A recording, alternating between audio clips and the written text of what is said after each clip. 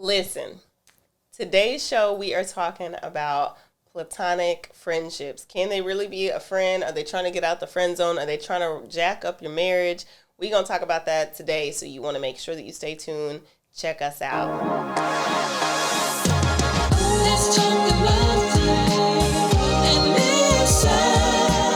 Thank you for tuning in. You are listening to Fused. I am Tristin, and this is Michael.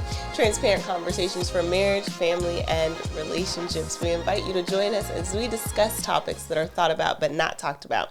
So tell your friends and family to check us out. And as always, join us on all of our social media handles at Fused Marriages. Hey, sir. Hey. I'm just excited. I'm sorry for smiling like from ear to ear. I'm you cheesing. You cheesing I'm real excited. hard. I'm excited to be here with you, though. You know what I mean? I'm excited, too. You know, like, it's been some time. Yeah. And in my mind, like, I have this song, like, new, everything new. You know, we have new set, new mindset, just new information, new things that we want to share. So we just appreciate you guys for joining us here and those that have been with us. We want to let you know that part of this kind of new trajectory, new season of Fused Marriages, you can catch all of our episodes every Monday, Central Standard Time, 11 a.m.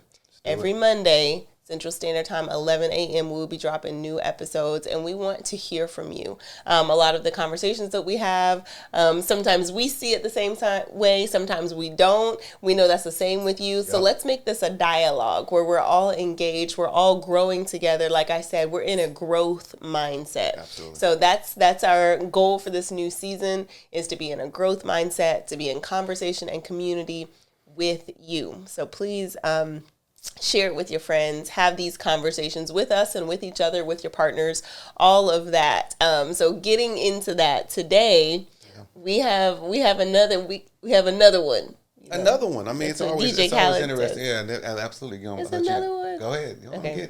In my mind, I DJ. In my mind, I'm a thug. The DJs, so I got it like that. So, but we have a really interesting conversation, and we started this dialogue a little bit before we started recording. So I want to continue the conversation because today we are talking about platonic relationships. Can you have a platonic relationship with somebody from the opposite sex?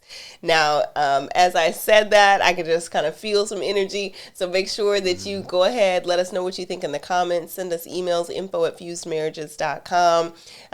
Come on and let us know your thoughts because I'm going to hear a little bit from you as well. Is it possible to have a relationship with somebody from the opposite sex, a platonic relationship, meaning just friendship, real surface. But I know you have a definition for really what it looks like to have a platonic relationship. And then I want you to dive into this article that you were telling me about what a platonic relationship is and looks like. No, absolutely. I thank you for just kind of setting that up. So, platonic relationships, right? I think all of us may have some, or at least have had some from time to time. I know somebody that has it. Just the question is it possible to have it when you're in a serious or committed or a marriage, right? Mm-hmm. Is that possible? That's a question. With somebody from the opposite sex. With somebody from the opposite sex. I rarely use platonic with the same. I haven't used it. Mm-hmm. People will often reference it as, you're typically talking about somebody of the opposite sex. Right. But very good point. Talking about the opposite sex. That's a very good point because it could be, I guess, some bro love, whatever they want to call it. If girls got, Okay, I got you. We on the same, we here. Okay, which is cool. So, but no, I was reading this article, right? Mm-hmm. And it just randomly I was through my feed and I was looking at it and I happened to run across it and it said something about platonic relationships and it's from Very Well Mind. That's the name of the website that I found this at, right? Mm-hmm. And it was framing up like the defining what it is. It wasn't looking at it in a negative way. It was just giving the definition of what it is and how it's formed and this, that, and the other.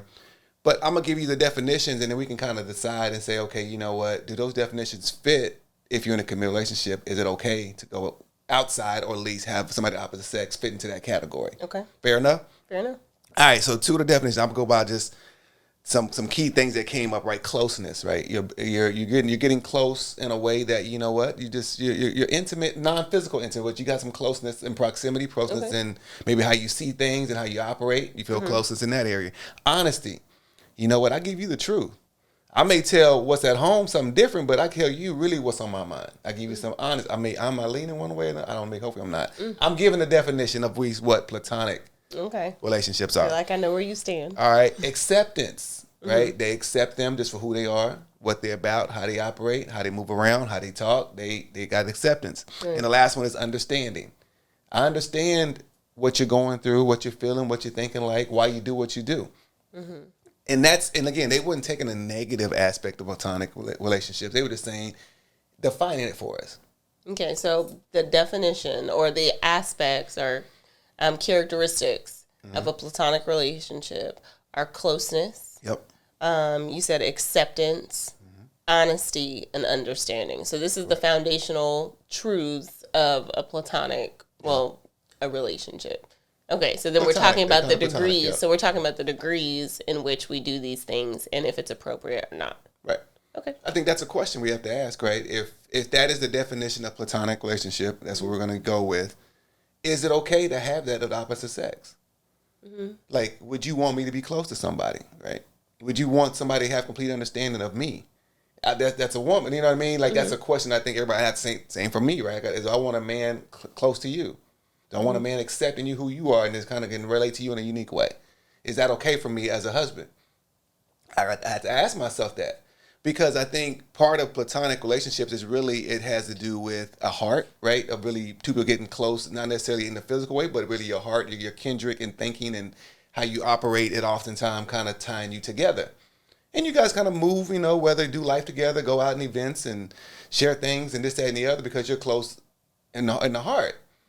And one of the things that came up, I was reading in the Bible about King David. He had a son, Absalom, right? And the idea that he wanted his dad's kingdom. And one of the things, and it says in the scripture that Absalom stole the people's heart. He ended up dividing the kingdom in a way that it probably was unintended, but how he did it was that like he tried to fill a need or say, hey, you know what, my dad's not filling all your needs. I can do it better. I understand you. I got close to you. I accept you. I feel you. That basically built that relationship and stole their heart, which to me is very close to the definition of platonic friendship. Now, is it exact? No, but like I'm taking that line and thinking of saying, okay, you know what? If I'm tied to somebody's heart, right, it's possible for them to shift my thinking into something that maybe it could be detrimental. It could be good too, but it could be detrimental too. Okay. So that's my thoughts on that. But I got a question for you, right? If it's okay if I can ask you a question. Okay. All right, is it tied about this? So, is it problematic for a woman, right, who may have struggles at home? So think about that. A woman who has struggles at home, so she's either married or in a serious relationship, to have a platonic relationship with another man. Is it okay for a woman who's married that's having challenges in her marriage to have a platonic relationship with another man? Yep. I think that she should be careful. I don't know that it's bad to have relationships with the opposite sex. I think that you have to be mindful and careful about the depth of those relationships, how much of these attributes, when we talk about how close, how much acceptance, how much understanding, how much honesty, like what does that look like? Because I think that it can be dangerous. And it can be damaging to your relationship. I know that you might not agree. I'm just listening. I know that you might not agree. I'm just listening. I'm being an active listener. Go ahead. But I do think that you have to be mindful. And like we were saying off camera, you have to be really honest with you and with your spouse about who you are and what you struggle with. If you have a wandering eye, for example, you might not need to be indulging multiple or even one deep female relationship if you're a man, or I suppose the opposite is true for a woman. But knowing that about yourself and then even sharing that with your spouse, letting them know. So to get back to your question, I think that you should be really focusing your attention on your marriage if you are having challenges there. Now, I will say that all relationships go through ups and downs. So I don't know that you should be like, every time that it's down, you completely turn your back. But I will say that that should be your ultimate best friend. And that should be the one that you really are going to, if something is wrong, you're working that out between the two of you, bringing in a counselor or a therapist or new practices. Like, okay, we're going to meet together and we're just going to talk for 30 minutes or whatever. There's lots of tools that we even use in counseling. Sure. But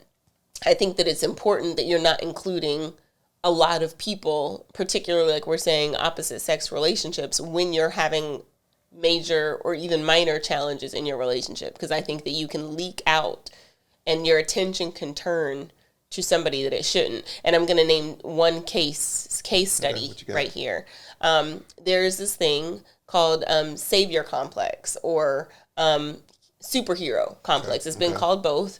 And it is where somebody outside of the relationship is doing these things for you, is, providing closeness and honesty and understanding the things that you might need in a relationship that your partner might not be providing. And then your attention turns to them because they're your savior. They're helping you in this relationship. They're giving you all of the things that you need. And you neglect the relationship that's causing you problems. And then you jump over to this relationship because they aren't.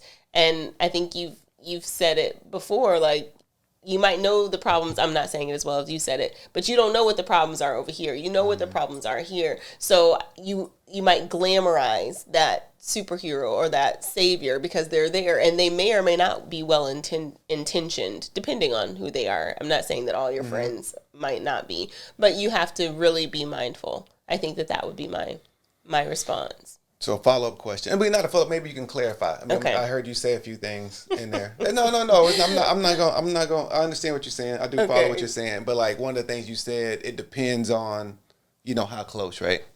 It depends on how much understanding. Okay. Right. In regards to the platonic relationship with the opposite sex. Okay. So that could be some discrepancy depending on who you are. Everybody has that. How does somebody define that, right? If to me, close is close. I don't know. If you're close or you're not close. Understanding, you understand me or you don't understand me.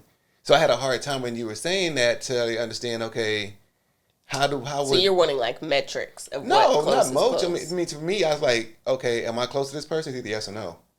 Like, I don't know if it's that black and white for most people. I think some people, they can say like, no, not really. I'm not really that close. But I think that would be, at least in my estimation, you tell me what your thoughts are, and y'all let us know what y'all's thoughts are too. In my estimation, that's a conversation. Okay. Because, and those are conversations that are had continually and consistently with your partner. Okay. When we talk about having kind of these big annual business meetings, but we talk about other things in the business meetings, family, relationship, goals, all of those things, because that would be a time that you kind of talk about like, hey, I've noticed, or you could talk about this along the way too, but yeah, such and such and I we've been talking more. Okay, how comfortable do you feel with that as my partner? What should that look like? And I think this brings about an interesting sidebar, or maybe a continuation. Sometimes people would say like, oh, well, if they have a problem with it, they're just insecure or they're just controlling. And I really want to know your thoughts on that, because I think that this is worth the dialogue. If there's somebody that your partner feels uncomfortable with, I think to not acknowledge that would be a misstep. Right. I think to be like, oh, whatever, you're just so insecure. I think that could be, that not only is going to cause problems, but it's going to cause some challenges outside if you do decide to. So dismissing them, but also continuing the friendship without having acknowledged your partner's feelings. So what do you think about the idea of somebody saying, well, they're just insecure, that's why they have this issue? Oh, man. So basically that spouse is calling them insecure, or somebody that, even outside is basically... Either. I guess we could start with the spouse. If you don't want me to hang out with, Joe, then you're just being insecure. You're just being so controlling. What do you think about that? For me, I think if it's a spouse saying it, or a significant other, that's the person that's really giving that feedback, that's pretty harsh feedback to kind of like give somebody first and foremost, right? To say, hey, the reason why you have this concern, or you bring it up because you're insecurity. Like, that's pretty deep in my opinion, because like if it's true, maybe they've been hurt and had some other things happen in the past, and you're using that kind of verbiage. I think that could definitely add to the insecurity type of thing. So, but the idea of somebody trying to maybe, some people are insecure, but like, how do you address that? How do you make them comfortable, right? You have to do something if you claim you love them, right? To try to say, okay, maybe it's not my things I'm doing, but damage has happened in the past, or it's things I'm doing that perceive or trigger something, right? I go to work and you know what? I'm home late, 30 minutes. I don't let them know I'm coming home. It triggers that thing that happened maybe before or something else, whatever. So I think you gotta be careful with that. I think it's a touchy thing because there are insecurities that people have. But Lee, if I love you, I'm gonna try to maneuver around that trying to be understanding. Try not to use that, you know what I mean, as an out. I think that verbiage itself could be triggering. Yeah, calling somebody insecure. It hurts, man. Can be offensive. But I think you hit on something. The conversation, having the conversation, and I think that's a big piece of it. I think really talking it through. Hey, I'm not feeling real comfortable with this person. I don't know why, and me or whomever responding and they're like, okay, let's talk that through. Right. And being willing to make adjustments versus like blowing you off. I think that could further challenge trust in the relationship. Because a lot of it is about trust, but it's also about taking care of your partner. Like it should be you have one first priority. Yeah. And then everybody else is behind that. But if you're my priority, I can't also have 10 of my friends as my first priority, you know. That's true. So really interesting. So I want to ask you a question. Sure. Okay. I'm gonna rephrase my question the way that I originally had it. Do you think in a platonic relationship, is it possible for either person to maybe want one another? Like secretly kind of want one another, or what do you mean by it? Yeah, like could you have a friend or a guy maybe have a friend that she's attracted to him and she might want to be with him, but it's not reciprocated? Can that relationship even stand? Maybe I'm projecting, but is it possible for that to be just stay at a friend level? I can't speak from a female perspective. I can speak from a guy's perspective. I think it's very hard, very difficult for a guy, as we define platonic closeness. Maybe they confide in somebody. They have understanding. So there's some dialogue that's deeper than just, hello, how you doing, this, that, and the other. I think it's very hard for a guy, this is my opinion, that for them to have a platonic relationship with a woman that's attractive. That they're attracted to. Well, yeah, I'm going to call it, yes, that they're attracted to. Okay. That's an attractive woman. So I think it's very difficult. She's an attractive woman for that guy to have a platonic relationship with her of how we defined it, right? So then are you saying that there are men that have friendships with women, but they secretly want to be in a relationship with them? I'm pretty sure that does happen, yeah. I mean, typically as guys, particularly when you're in the single realm, a lot of women may put you in that friend category. Friend zone. Friend zone, and we just stay friends and, check on your birthday, give you birthday cards and this, that, and the other, see how things are going. With the idea that, one day, maybe, we can kind of maybe do something different. They want to rotate from that side to the front. Exactly, it happens. We'll push up on you a little bit. It does happen. I'm just saying. I think the challenging part is that how do you transition that once you get committed in a relationship, either long term or you get married. Okay, for those listening, how do you transition that? It's really, I think it's typically it's not cold turkey. So really, if you're in a relationship and you're potentially seeing it getting serious, you start cutting it off little by little and making that transition. Because go cold turkey is going to be hard to do, right? They're going, why you ain't calling me no more? You got to go through all that. But sometimes it's worth that, and then you got to just cut it off. But if you start telling me, hey, I'm talking to somebody and I won't be able to be as go on lunch with you as much, or you can't call me after 8 o'clock, they'll start maybe getting the hint to say, okay, hey, there's a shift in relationship happening. Everything about that seems weird. Why is it weird? Okay, first of all, if you are starting a new relationship, then this person over here who is just in the friend category, it should be no problem to be like, yeah, we can't do that. We can't hang out like we used to. Yeah, but that's easier said than done. Typically, if you really are close friends, if you are really platonic, non-sexual friends, y'all talk maybe every other day, once a week, whatever have you, to then cut that off. Because they need to owe them an explanation like, hey, yeah, I'm just trying to honor what I'm doing here.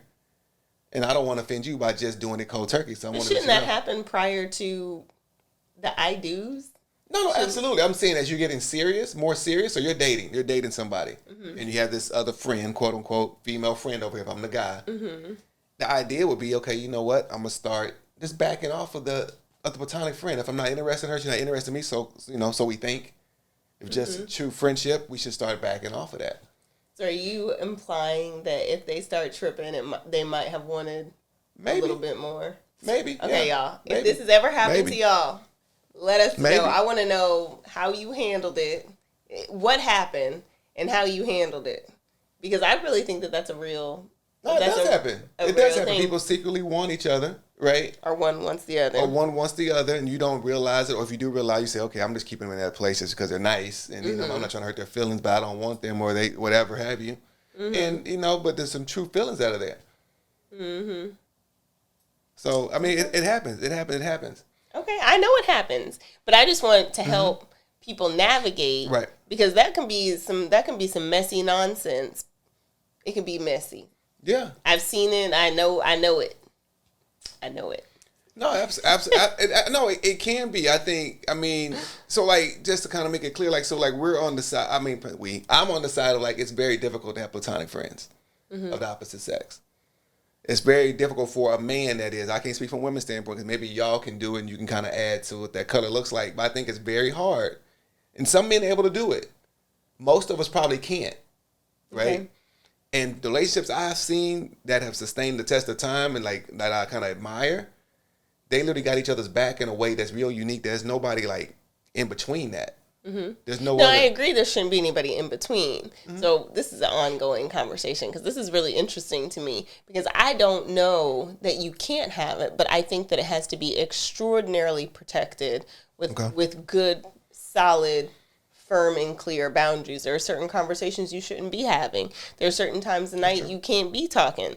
There's there's a respect factor. There's no friend that I have that you don't know that I have. Right. And vice versa, friend in quotes. So I know you say that that's a real loosely used term. So we can keep it going, but I just wanted to kind of hear some of your feedback on what that looks like to have those kinds of relationships and maybe some of the practical ways that people kind of get stuck or impractical potentially. Yeah, it's just, for me, it's like the platonic idea of platonic friendship is just a slippery slope. It depends, like you said, it has to be clearly defined. And both people have to have the same motive, like in terms of like the friendship. Like you can't go into the friendship, like you said, like how you might before you get married, like, oh, okay, we cool. There's nothing. Like you can't be kissing up on each other. And then be like, no, we gonna be friends now because I'm in this whole other relationship. It happens. I mean, the idea of like the slippery slope is because it's like if it's like you said, if it's not clearly defined, and most times we don't define it very clearly. We don't sit down and say, okay, this is where it is, this is where it isn't, this is where they are. At least get them to come explain. But that doesn't necessarily happen. And then too many times it's like it ends up drifting, or it will get somebody security. If I have a female friend that I've known for 20 years and you just coming into the picture, they feel like they know me better than you know me, even if it's just true, they just know me, you're going to be like, it's uncomfortable. They start bringing up stories when y'all were kids. That's like, well, this is my friend though, but like, you got to be really careful that, you know what, if you're going to be in a committed relationship, it's going to be hard, in my opinion, hard for a guy. It may be hard for a girl too. Maybe so. I'm not a woman, but I know you kind of maybe say something different or the same thing, that it's going to be hard to have platonic relationships. Okay, I want to know then, why are these relationships, or maybe not these, but I want to hear you kind of talk through what people get out of these kinds of relationships that they might not be getting at home. Typically, I guess when the idea I think we end up venturing off was because we're trying to fill a need. We're trying to fill a need that may not be getting at home, right? If I'm not, like I think I used it before. I mean, if I haven't, it's like from a guy standpoint, we want to be a king, even if we're not, complete package yet, at least thought of as a king. And oftentimes, right, you see men like we go to work and they get these accolades and they're feeling us, right? We feel that's what we feed off of. We go to church, you know what? We all be a servant, this, that, and the other. Everybody thinks we're all great. That's the place that we get fed from. And that can come from the wrong people sometimes. Yeah. And we end up sometimes, right, starting these relationships. They start off very friendly, very casual, but they're feeding into really the psyche, you know what I'm saying, from a man's standpoint, of that affirmation that we need. Yeah. Yeah, I think women need affirmation too. I think it's easy, and I think that's why we talk on this production about, how to better be a partner and a teammate, because marriage isn't easy. And I think that you have to be mindful of what your partner needs and also articulate, this is what I'm needing, and to be willing to help provide that to your partner. Right. So, like, for example, when Michael and I got married, when we first got married, his like go-to when he was frustrated or upset or something was he would shut down. All the way. All the way. All the way down. Hey, folding arms like I'm two. And not just, quite, but he like would stare at a blank television. He would just stare at it, just won't talk. And I would tell him, Michael, I need conversation. I need to connect and communicate. And he would be mad, so he just wouldn't do it. Right. And I remember telling him, if you don't talk to me, I will talk to somebody else. And I meant what I said, but I was honest with him, but I had to be honest with myself that at that time I had to be mindful who was in my ear, who I was talking to, who I was around, because it didn't that anybody can come up and start talking to you when you're vulnerable and when you need to talk or when you need to connect and you're not getting it where you're, from your spouse.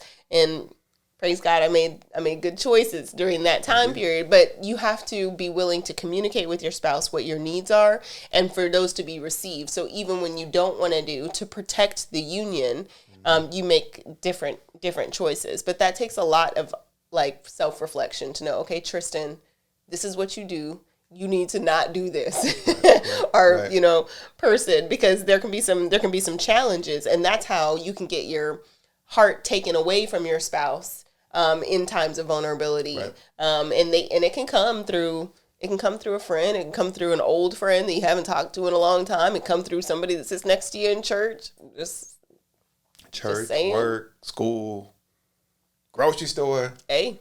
A lot of things be happening. A lot of things. So I think it can be easy to get your heart shifted from your partner during some more of those challenging or vulnerable times. So I know we're coming kind of to the end of our time. I wanted to give you the last word as we kind of talk through this platonic relationship thing. No, I appreciate that. So I guess I don't think I would say just like we have to protect ourselves. I mean, I don't think there's necessarily, it's like, you shouldn't have platonic relationships. But if you don't go in there with the mindset of trying to protect yourself, protect your relationship, you can get lost, right? You confiding in somebody, they telling you like, hey, you know what? Hey, I can do this better than this person, or you shouldn't be going through that. And my key words there, I can do something better, or you shouldn't be going through that. You deserve better. Ooh. Just, them are key words like, okay, hold on. It could be a slippery slope to something, so. Well, all right. So that is our show for today. Thank you so much for joining us. We appreciate you. Make sure that you check us out on all of our social media handles at Fused Marriages, and look at our website for more resources, fusedmarriages.com. Remember, 11 a.m. on Mondays. Check us out, and we will see you later. Let's talk about it. Like